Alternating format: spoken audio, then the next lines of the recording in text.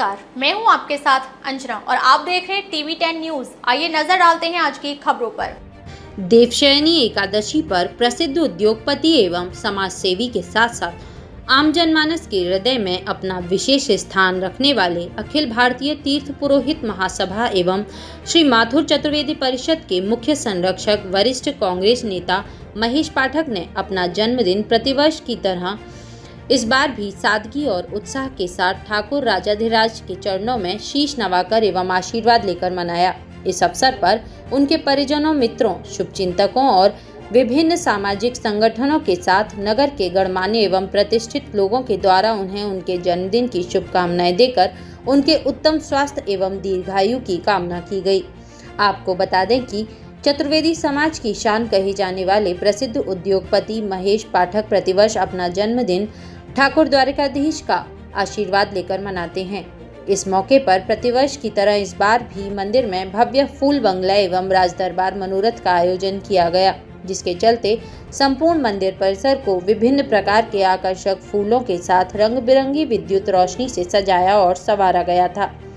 तो वहीं मनोहारी श्रृंगार के मध्य ठाकुर राजाधिराज की नयनाभिराम झांकी सभी के आकर्षण का केंद्र रही। मंदिर परिसर में शहनाई की मधुर धुनों के बीच सामाजिक, राजनीतिक, धार्मिक एवं नगर के गणमान्य लोगों के द्वारा समाजसेवी महेश पाठक को उनके जन्मदिन की शुभकामनाएं दी गईं और उनके सुख, समृद्धि और अच्छे स्वास्थ्य के लिए मंगल कामना की गई। इस अवसर पर मथुरा के रेलवे मजिस्ट्रेट सूर्यभान सिंह वर्मा भी मंदिर पहुंचे। वहीं उनके शुभचिंतकों ने उन्हें पटुका पहनाकर एवं स्मृति चिन्ह भेंट कर उनके उत्तम स्वास्थ्य की कामना की। जन्मदिन पर आम जनमानस के द्वारा दी गई शुभकामनाओं पर समाजसेवी महेश पाठक के द्वारा सभी का आभार व्यक्त किया गया और सभी को प्रभु द्वारकाधीश महाराज का प्रसाद दिया गया।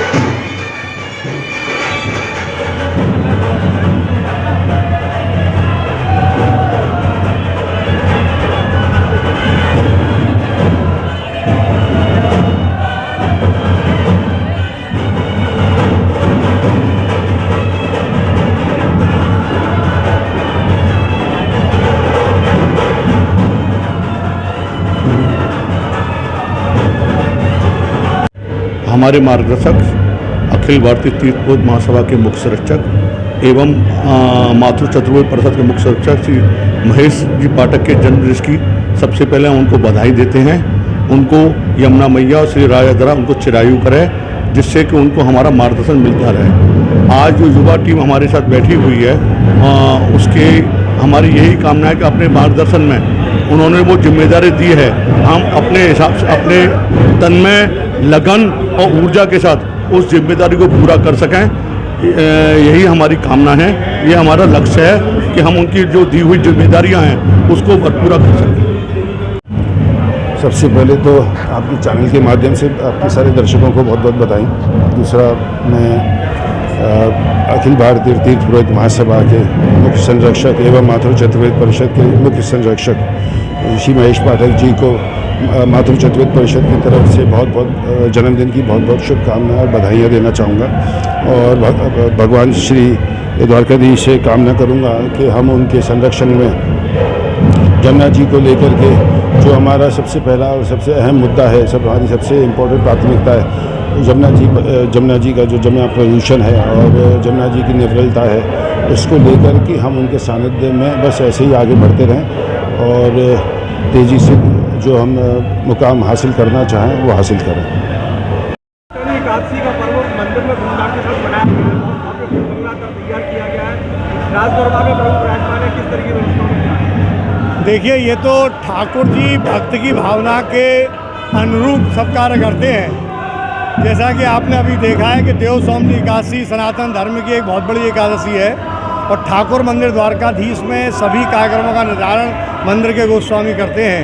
लेकिन आदरणीय महेश पाठक जी अपना जन्मदिन भारतवर्ष में कहीं भी मना सकते हैं, दिल्ली, बम्बई, कहीं भी हो सकता है, लेकिन उनकी भावना ये रहती है कि मैं ठाकुर मंदिर द्वारकाधीश के चरणों में अपना जन्मदिन मनाऊं। ये वो एक बहुत अच्छा कार्य करते हैं क्योंकि वो मथुरा के मूल निवासी हैं, सामाजिक रूप से जुड़े हुए हैं, मतलब उद्योगपति भी हैं। उसके बावजूद वे अपना मथुरा वासियों के समक्ष जन्मदिन मनाते हैं। मथुरा वासियों को उनसे एक प्रेरणा लेनी चाहिए और अपने जन्मदिन को मनाने का तरीका ऐसा ही अपनाना चाहिए।